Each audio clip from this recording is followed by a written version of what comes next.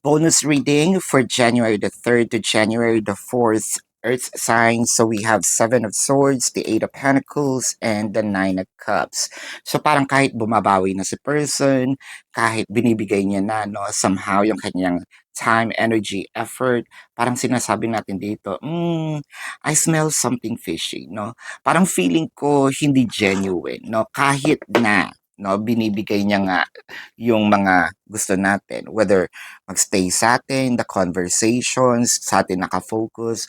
Siguro, ang taas na no, ng ating trust issues with this person. Kaya parang mahihirapan itong tao na ito na kumbinsihin ka that they are genuine no, sa kanilang mga ginagawa. Although genuine naman na, yun nga lang, medyo sa iyong tingin ay um, I, I, I need consistencies on this, no? Kasi parang sasabihin mo, baka mamaya hanggang sa una lang, no? But anyway, nakikita natin yung continuation nitong kanyang efforts. So medyo matagal, pero genuine naman. So this is your quick reading, Earth Signs, or bonus reading for January the 3rd to January the 4th. Predicting future is my purpose.